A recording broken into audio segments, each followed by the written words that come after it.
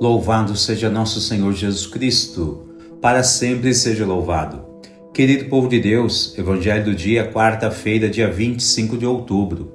O Senhor esteja convosco, Ele está no meio de nós. Proclamação do Evangelho de Jesus Cristo segundo São Lucas. Glória a vós, Senhor. Naquele tempo, disse Jesus aos seus discípulos: Ficai certos, se o dono da casa soubesse a hora em que o ladrão iria chegar, não deixaria que arrombasse a sua casa. Vós também ficai preparados, porque o Filho do Homem vai chegar na hora em que menos o esperardes. Então Pedro disse: Senhor, tu contas esta parábola para nós ou para todos?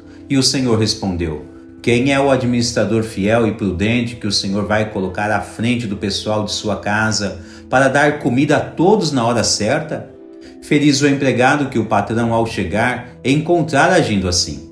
Em verdade eu vos digo, o Senhor lhe confiará a administração de todos os seus bens. Porém, se aquele empregado pensar: meu patrão está demorando, e começar a espancar os criados e as criadas, e a comer, a beber e a embriagar-se, o senhor daquele empregado chegará num dia inesperado e numa hora imprevista. Ele o partirá ao meio e o fará participar do destino dos infiéis. Aquele empregado que, conhecendo a vontade do Senhor, nada preparou, nem agiu conforme a sua vontade, será chicoteado muitas vezes. Porém, o empregado que não conhecia essa vontade e fez coisas que merecem castigo, será chicoteado poucas vezes. A quem muito foi dado, muito será pedido. A quem muito foi confiado, muito mais será exigido. Palavra da salvação. Glória a vós, Senhor. Querido povo de Deus, hoje, ao celebrar a memória de Santo Antônio de Santana Galvão, o primeiro santo brasileiro, temos a feliz oportunidade de refletir brevemente sobre os novíssimos, que são o céu, o purgatório e o inferno. A primeira leitura, entre outros possíveis detalhes, apresenta-nos a vida humana no estado de graça e a concupiscência de nosso corpo mortal. O que fazer em relação ao pecado e como permanecer em estado de graça. Parece-nos uma verdadeira luta que deve ser travada constantemente em nossas vidas. Uma coisa é estar diante a uma possível guerra e ver o seu inimigo face a face. Outra coisa é falar de uma guerra que não se enxerga, ou seja, uma guerra espiritual.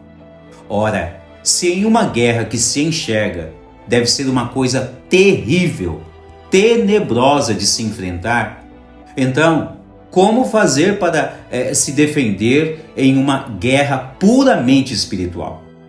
Neste caso, estamos falando de pecado contra a vida no estado de graça. Na realidade, se trata de uma guerra já vencida no alto da cruz, não se esqueça disso.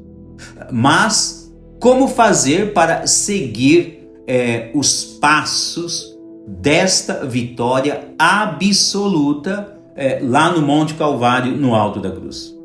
A primeira leitura ressalta que não devemos deixar o pecado reinar em nossas vidas, pois já fomos purificados pelo sangue do Cordeiro no dia de nosso batismo. De fato, o batismo destruiu o pecado no homem, mas enquanto o seu corpo não se revestir da imortalidade, o pecado pode encontrar neste corpo mortal sede de concupiscência, um meio de ainda reinar na vida desta ou daquela pessoa. A concupiscência é o termo utilizado para designar a cobiça ou apreço por bens materiais, assim também como os imoderados prazeres do corpo.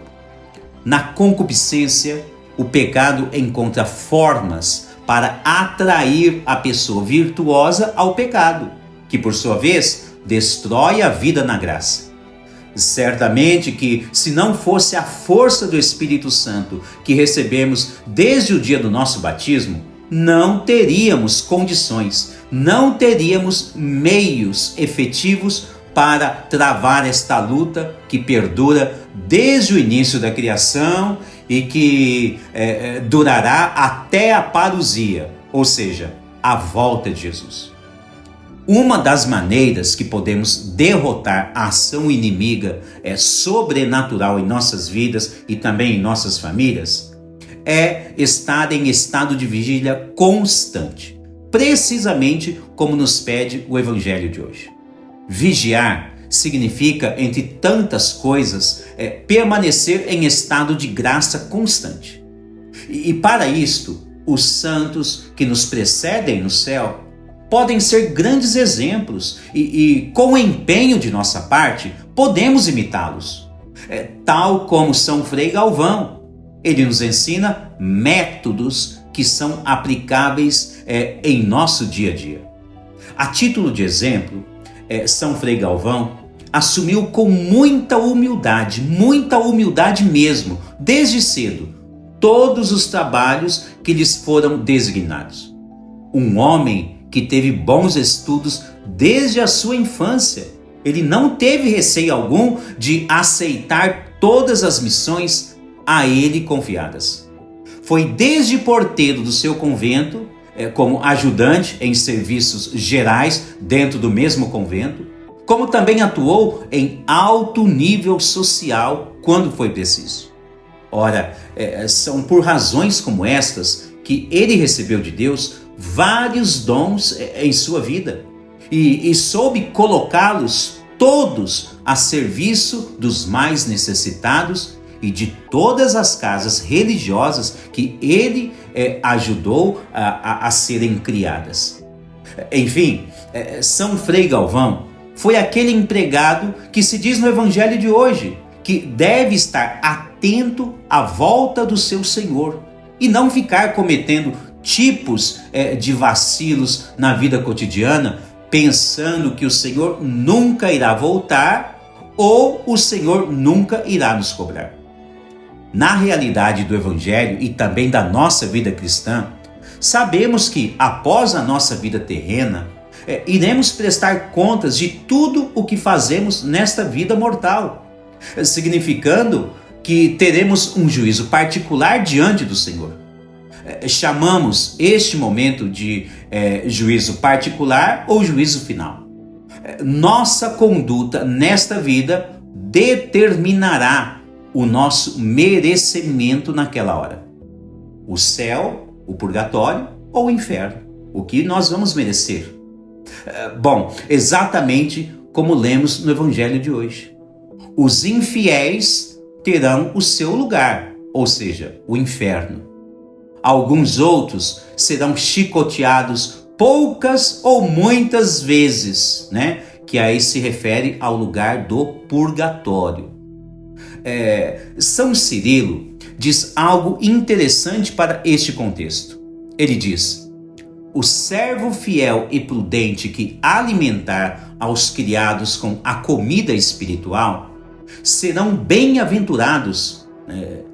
Com efeito, São Frei Galvão foi um desses que soube alimentar todas as ovelhas a ele confiadas.